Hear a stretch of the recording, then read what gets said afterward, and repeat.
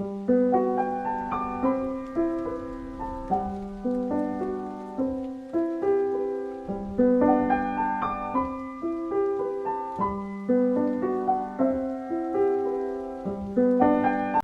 Hind everyone, myself Dr. Vanna Sharma from Ajay Kumar Garg Engineering College.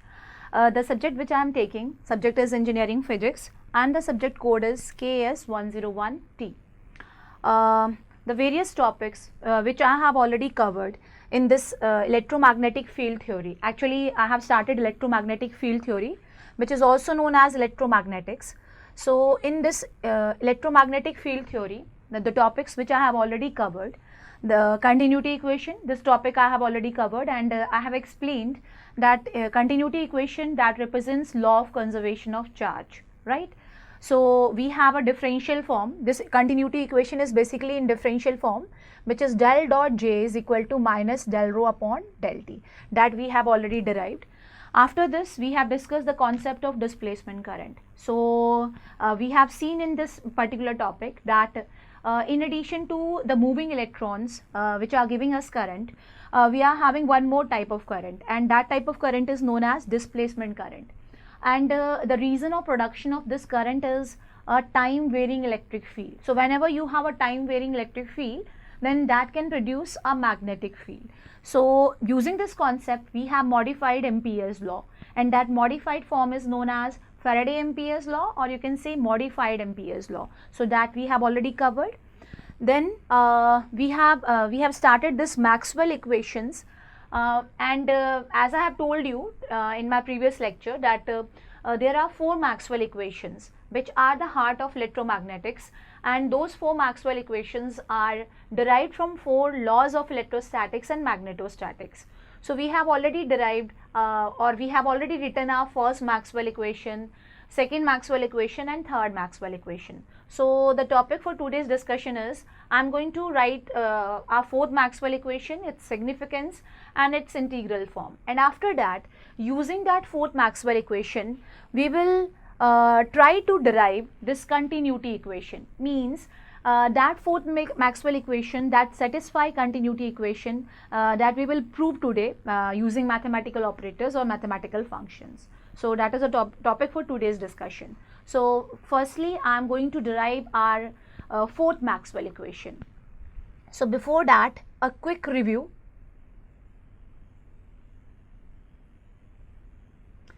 A quick review of these first Maxwell equation. So, this is our first Maxwell equation, and this was derived from Gauss law in electrostatics. Equation is del dot E is equal to rho upon epsilon naught. This equation can be written as del dot D equal to rho, that we have already derived, and we have already discussed the significance of this equation and its integral and differential form. So, significance is the law itself is the significance of Maxwell equation. So, Gauss law in electrostatics, that is the significance of first Maxwell equation. It is a integral form. When all the terms are written in integral form, that is known as integral form, and this is the differential form. You can write it in this particular form or in this form, because this capital D, which is your displacement vector, it is epsilon naught into E. So, that was about your first Maxwell equation. Then you know the second Maxwell equation, that is from Gauss law in magnetostatics, and equation which was derived using Gauss law in magnetostatic equation is del dot B is equal to 0. You can also write this equation as del dot H equal to 0. So, that we have already discussed in our previous lecture.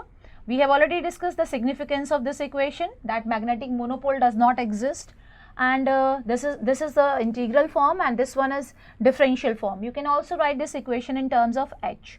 Now, your third Maxwell equation. So, basically your third Maxwell equation, that is the differential form of Faraday's law of electromagnetic induction. We have already discussed it, and we have derived we have written that particular form. So, this is your third Maxwell equation, which is curl of E is equal to minus del B upon del T, and you can also write this equation in terms of H, which is curl of E is equal to minus mu naught del H upon del T. So, we have discussed about its significance, its differential and integral form. So, this is the significance, integral form is this, and this one is differential form. You can also write it in terms of H. So, up to here we have already discussed. Now I'm going to start from fourth Maxwell equation. So your fourth Maxwell equation, that is differential form of modified Ampere's law. So the first step is we have to understand that what is our Ampere's law in modified form.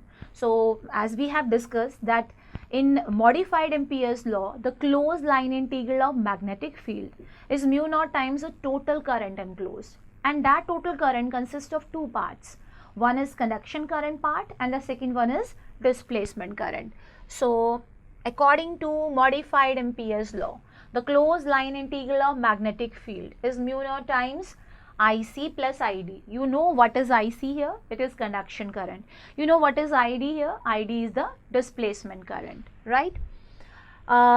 Now the value of this ID that we have already discussed, that this ID is actually epsilon naught del phi E by del T. What is phi E here?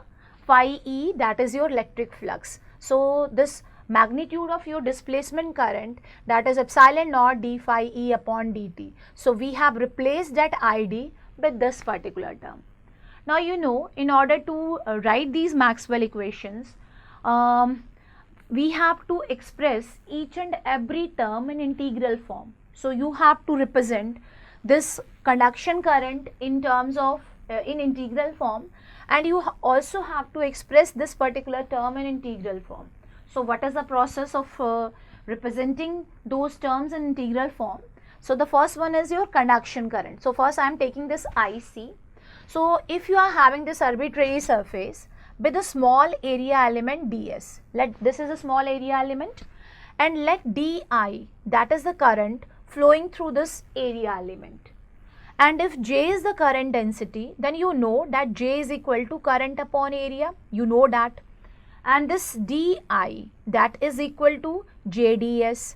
So if you want to write the total current, that will be integral of surface integral of J. It means whenever you want to represent this conduction current, you can represent that conduction current in terms of conduction current density. So conduction current in integral form is written as surface integral of J. I hope this is clear from how you are getting this. You have the small area element with area ds. Di is the current flowing and J is the current density. So J is di upon ds. So di is J into ds. It means the total current will be equal to surface integral of J. So whenever you want to represent conduction current, you can represent it as surface integral of conduction current density. So that is the reason we are representing this IC as surface integral of J. Now the next part, this epsilon naught will remain as it is. Del by del T is an operator that will remain as it is, and the remaining one is phi E, and you know that electric flux, that can be written as surface integral of E. So since electric flux is electric field into area, so in this particular form you can write it as surface integral of E. So now you can see here that all the terms in this equation are written in integral form. Left hand side is already in integral form, and on the right hand side you have represented that conduction current as surface integral of J. Epsilon naught is constant, so that will remain as it is. Del by del T is an operator that will remain as it is. Phi E is electric flux, that is written as surface integral of E, right? Now what we have to do, these are two surface integrals, so we can combine these two. So if you will combine these two terms, you will get here mu naught will remain as it is, so it will be surface integral of J plus epsilon naught del E by del T. I hope this point is clear, that how you are representing it as epsilon naught del E by del T. You are having an integral operator here, surface integral, and you are having a differential operator, differentiation with respect to T. You have two independent operators, this del by del T, that is independent of the surface integral. It means two independent operators are there, so you can interchange those operators. So if you will interchange, then it will be surface integral of del E by del T. So after combining these two surface integrals, you are getting surface integral of J plus epsilon naught del E by del T. I hope this is clear. Now next step is, you have a line integral on left hand side and you have a surface integral on right hand side. And equation number 2 that suggests that these two are equal. So you know that if you are having these two integrals equal to each other, but one is line integral and the other one is surface integral. So what I have told you that in order to compare those integrals, you have to convert the lower integral into higher integral. So you have to convert this line integral which is there on left hand side in terms of surface integral. And you know a line integral can be converted into surface integral using Stokes theorem.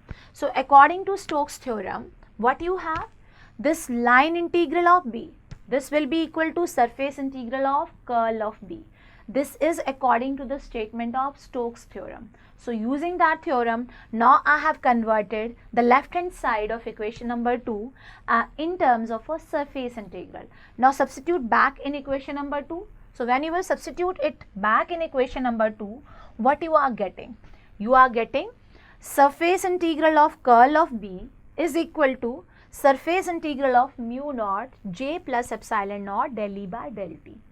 Now you can see here that you are having two surface integrals, right? This is surface integral and this is also a surface integral. And according to the equation, these two surface integrals, they are equal to each other. So you know that if two surface integrals are equal to each other, then these two will be equal to each other if the terms for which you are taking the surface integral, if those terms are equal. So if you will equate these two, what you will conclude? Curl of B is equal to mu naught J plus epsilon naught del E by del T. So this is the conclusion. Curl of B is equal to mu naught J plus epsilon naught del E by del T. So this capital B, this is magnetic flux density, can be written as mu naught into H. Mu naught will be common, mu naught will get cancelled. So you can also represent this this equation, just give me 1 minute. You can also represent it as curl of H is equal to J plus epsilon naught del E by del T, right? So this is your fourth Maxwell equation. You can write this fourth Maxwell equation either in this form or in this form, right? So this is your fourth Maxwell equation. So once again I am explaining that how you are getting this. First, you should know from which law you are getting this equation. So you are using modified Ampere's law. So from modified Ampere's law, the closed line integral of magnetic field is mu naught times the total current enclosed. Total current means conduction current as well as displacement current. And you know displacement current is epsilon naught d phi E by dt. Substitute it there. Now next step is you have to convert each and every term in integral form. So this IC in integral form is surface integral of J, epsilon naught as it is, del by del T as it is, and phi E, that is surface integral, which can be written as surface integral of E or E dot ds. This is surface integral, this one is surface integral. Two operators are there, independent of each other, can be interchanged, and you will get this epsilon naught surface integral of del E by del T. Then combine those two surface integrals, you will get this. Now this is surface integral, this one is line integral. So what you have to do? You have to convert the lower integral into higher integral. You have to convert line integral into surface integral. And the Stokes theorem can serve the purpose. So that Stokes theorem will convert this line integral of B as surface integral of curl of B. Now substitute back in this equation, and after substitution and after comparing, you are getting your fourth Maxwell equation. And that equation is nothing but it is differential form of this modified Ampere's law, right? So as you can see here, this equation number 2, that is the integral form of fourth Maxwell equation, and this one is differential form of Maxwell equation. So now we will try to understand the significance of this equation. So significance of this equation is Maxwell fourth equation represents the modified form of Ampere's law, right? And from that modified Ampere's law, there are two factors which are responsible for the magnetic field in a circuit. The first factor is the moving electrons or conduction current, that is responsible for magnetic field. And the second factor is a time varying electric field, a time varying electric flux, that can also give you magnetic field. So that is the significance. This equation shows that magnetic field can be obtained by conduction current, which I have mentioned, as well as by changing the electric displacement over time, means that del D by del T, or you can say the time varying electric field. So this is the significance of Maxwell equation, and as you can see here, this is integral form of your fourth Maxwell equation, and this one is differential form, and you can also write it in terms of H. This is in terms of B and this is in terms of H. So what you have got? You have got four equations. First equation from Gauss law in electrostatics. Second one from Gauss law in magnetostatics. Third one from Faraday's law of electromagnetic induction. And fourth one from modified Ampere's law. I hope all these equations are very much clear to you. So that's these four equations. Now they will form the base of this electromagnetic field theory or this electromagnetics, right? So the next topic which I am going to discuss now, that is equation of continuity from fourth Maxwell equation. So what we are going to do here, we are going to derive our equation of continuity using fourth Maxwell equation. But before that, a quick review of your all the four Maxwell equation. So just tell me, what is your first Maxwell equation? The first Maxwell equation is del dot E is equal to rho upon epsilon naught, right? Second Maxwell equation, that is del dot H is equal to 0. Clear? The third Maxwell equation, that is in terms of curl. So this is curl of E is equal to minus mu naught del H upon del T. Now you should know all these equations very well. Now, and the fourth Maxwell equation. So I am representing these equations in terms of E and H. So I am representing our fourth Maxwell equation in terms of H. So curl of H is equal to J plus epsilon naught del E by del T. These are our four Maxwell equations. First equation, that is actually the differential form of Gauss law in electrostatics. Second equation, that is differential form of Gauss law in magnetostatics. Third one is differential form of Faraday's law of electromagnetic induction. Fourth one, that is the differential form of modified Ampere's law. So these are your four Maxwell equations, and you know what is the significance of all these equations, right? Now I am going to use our fourth equation, that is this fourth Maxwell equation, and using this equation I am going to derive equation of continuity. So I hope you remember what is your equation of continuity. Equation of continuity is law of conservation of charge, and that equation is del dot J equals to minus del rho upon del T. So I am going to derive this equation using our fourth Maxwell equation. So how you will get that? So let me explain now. So first I am taking our fourth Maxwell equation. Fourth Maxwell equation is curl of B is equal to mu naught J plus epsilon naught del E by del T. Or in terms of H, you can write it as curl of H is equal to J plus epsilon naught del E by del T. Clear? Now what you have to do? Actually from this equation, you want to get your continuity equation. So I am going to take divergence of this equation. So next step is take divergence of this equation, that is your fourth Maxwell equation. If you will take divergence of this equation, then you have to take the divergence of left hand side, and then you have to take the divergence of right hand side. Clear? So when you are taking the divergence of left hand side, then it will be divergence of curl of H, and on right hand side you have divergence of J plus epsilon naught del E by del T. Now as you can see here that there are two different terms in the bracket. It means when you will apply this divergence operator, that operator will be applicable on first term as well as on the second term. So it will be divergence of J plus divergence of epsilon naught del E by del T. Means you will apply this operator over J as well as over this particular term. Now you can see in the second term, this epsilon naught is constant, that will remain as it is, right? And then you have divergence of del E by del T. Now see this term very carefully. this is del dot is your divergence operator, and you know that divergence operator, that is a differential operator, and it depends upon x, y and z, right? So this is del dot divergence operator, and next operator is del by del t. So that is partial differential operator, and that is differentiation with respect to t. So what I am trying to say here, that this divergence del dot and this del upon del t, these two operators, they are totally independent of each other, and they both the operators, they are applied on E.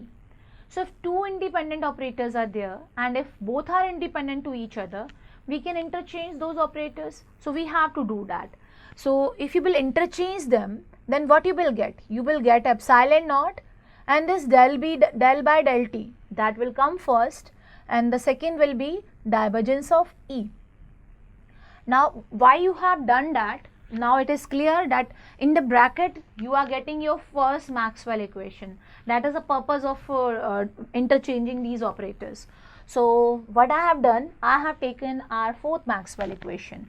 Then I have taken the divergence of that equation. So divergence of curl of H is equal to divergence of right hand side, which is divergence of J plus epsilon naught del E by del T. Now apply this operator on both the terms. First will be divergence of J plus del dot epsilon naught del E by del T. Now I have explained here that you can interchange these operators, then you will get this. So the next one is, now you are getting divergence of J plus divergence of epsilon naught del E by del T. Those operators are not interchanged up to here. But divergence of curl of any vector, you have to remember this identity. Divergence of curl of any vector. So whatever I am telling you here, you will prove all these identities in maths when you will study this gradient, divergence and curl. But here you have to straightway remember this, that divergence of curl of any vector, that is always 0. So if you will apply the same logic, then what will be divergence of curl of H? So divergence of curl of H will be 0. It means this left hand side will become 0. So if the left hand side will become 0. So you are getting divergence of J plus del dot epsilon naught del E by del T is 0, because this is 0. I hope you are getting up to here. Now the next one is, you have to interchange the operators. Using this logic, you will reach at this position. So what you will get now? Now you have this divergence of J plus epsilon naught. Now the operators are interchanged. Del by del T of del dot E. Right? Now you know what is this. This is your first Maxwell equation, and according to first Maxwell equation, divergence of E is always rho upon epsilon naught. So see what you are getting. So this is rho upon epsilon naught. Now you have 1 upon epsilon naught, means epsilon naught in the denominator and epsilon naught in the numerator. So these two will get cancelled. So now what you are getting? You are getting here divergence of J plus del rho by del T equals to 0. Or you can say divergence of J is equal to minus del rho by del T. And you know what is this? This is your famous continuity equation. So from where you have started?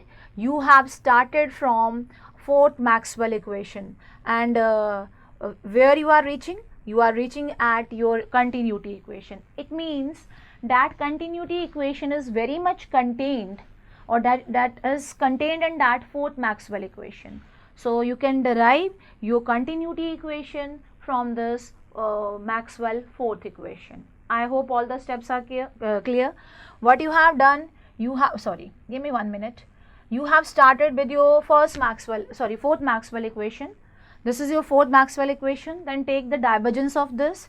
If you will take the divergence of this, then you know that divergence of curl of any vector is 0. So you have applied that logic, and you will take the divergence of left hand side. So you have divergence of J plus del dot epsilon naught del E by del T. After that, you will interchange the operators, and after interchanging, you will get this. Divergence of J is equal to del rho minus del rho upon del T, which is your continuity equation. It means your fourth Maxwell equation is very much, that continuity equation is very much there in fourth Maxwell equation. Clear? So, if the charge is not changing with time, if you are having stationary charges, they are not depending upon time, they are fixed, the charge is constant, then for that stationary state, this rho will be, del rho upon del t will be 0. So in that case, del dot j will be 0. If rho, volume charge density, which is charge over volume, for stationary charges or stationary state, charges will not change with time. So del rho upon del t will be 0. So del dot j will be 0 if you are having that particular state. Clear? So this is equation of continuity from fourth Maxwell equation. Now I am going to take next topic, which is your electromagnetic wave equation in free space, right? So what you have to do, you have to write the electromagnetic wave equation in free space, means you have to explain here that how the electromagnetic pulses or how the light radiations, they are propagating in free space or in vacuum. Clear? So in order to do this, you have to use Maxwell equations. So you know what are the Maxwell equations? You are having 4 Maxwell equations. So first I am going to represent those Maxwell equations. As you can see here, these are your Maxwell equations. Del dot E is equal to rho by epsilon naught. Del dot H is equal to 0. Del cross E is equal to minus mu naught del H upon del T. And the fourth one is del cross H is equal to J plus epsilon naught del E by del T. These are 4 Maxwell equations.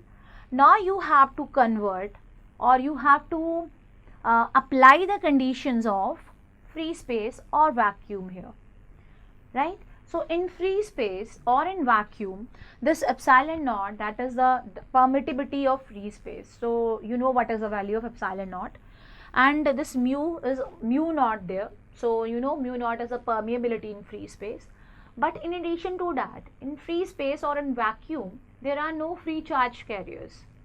So if there are no free charge carriers, then the volume charge density, which is your rho, which is charge over volume, that will be 0. So in free space or in vacuum, the first change, that will be this. Rho will be 0 because there are no free charge carriers.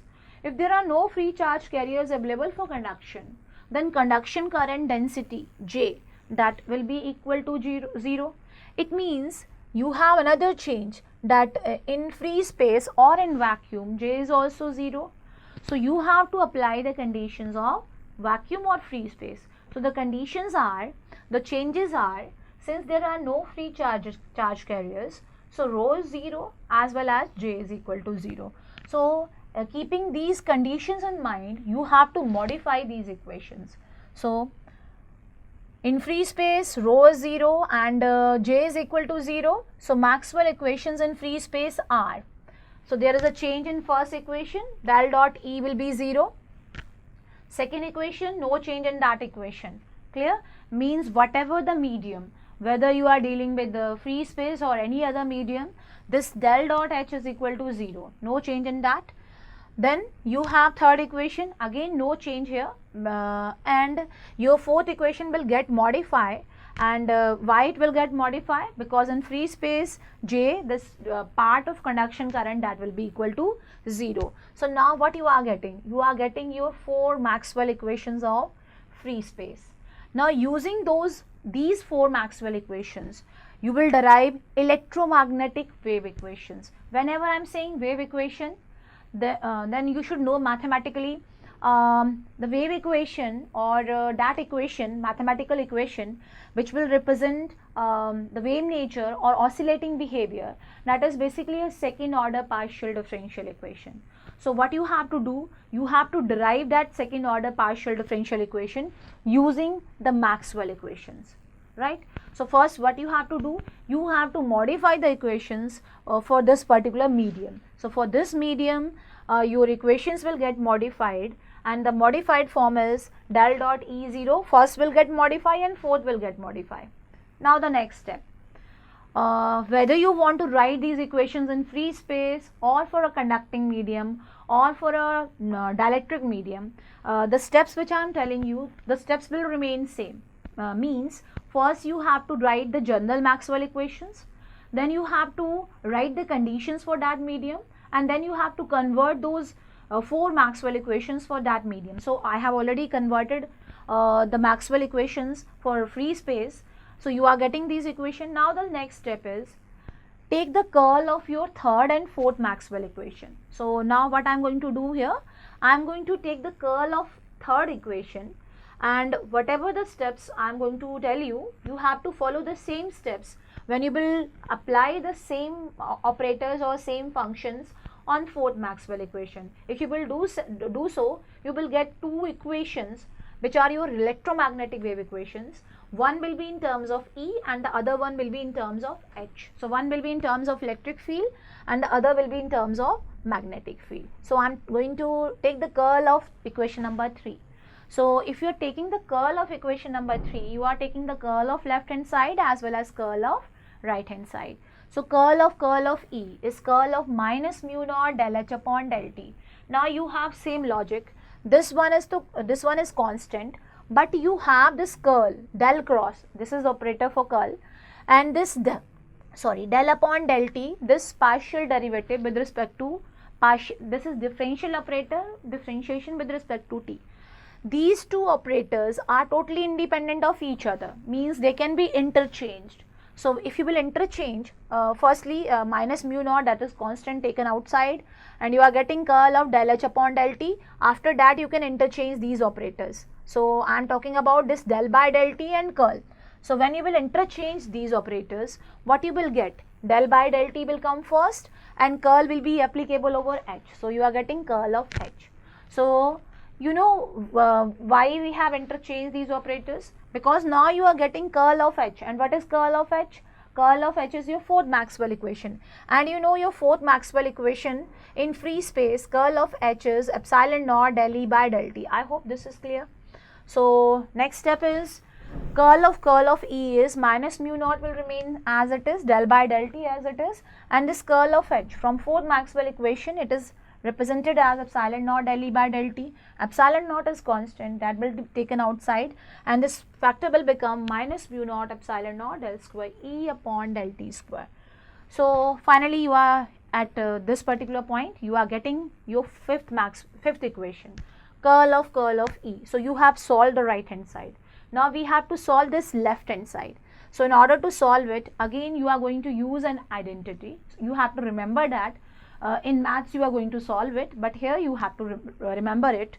So that identity states that curl of any vector is gradient of divergence of that vector minus del square upon A.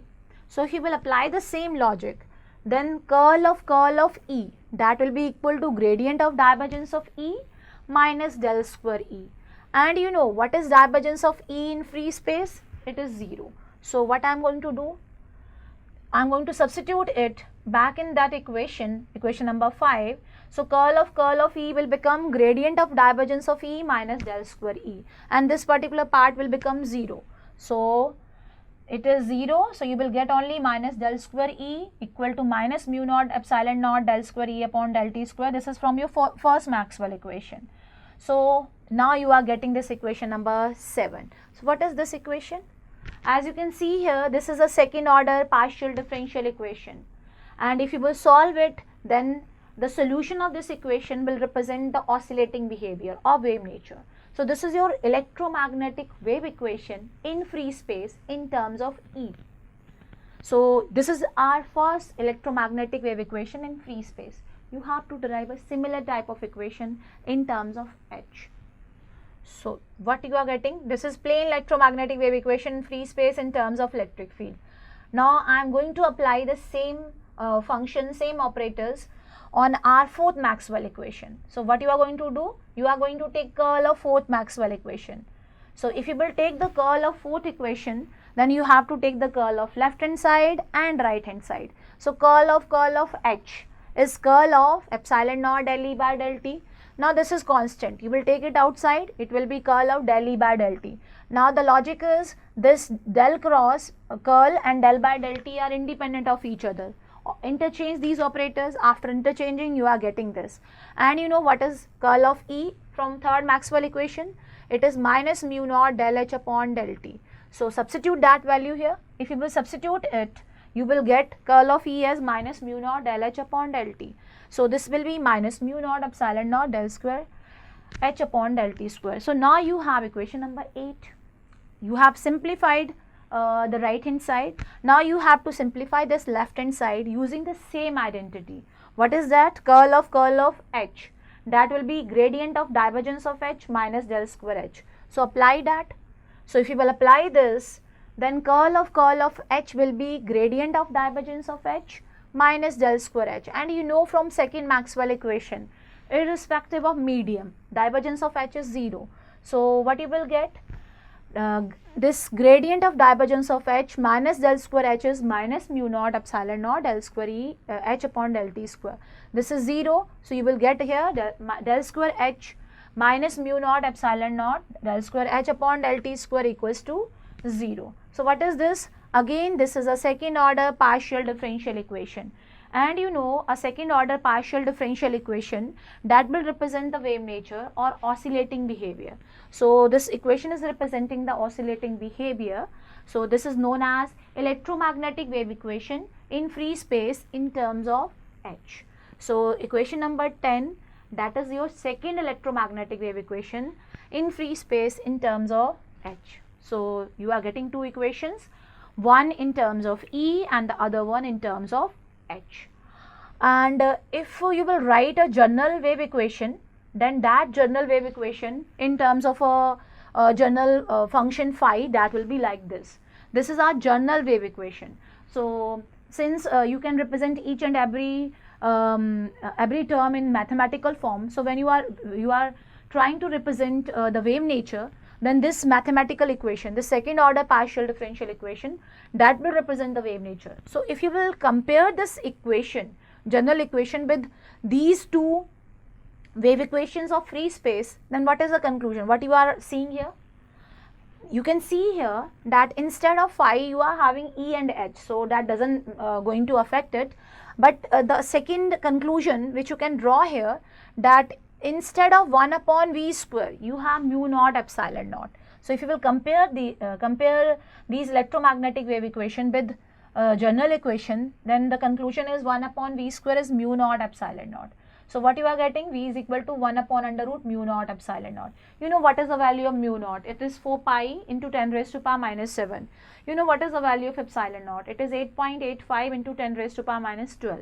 Just substitute those values, you will get this. It means in free space, the velocity of electromagnetic radiation is equal to C, right? So that is a very important conclusion here.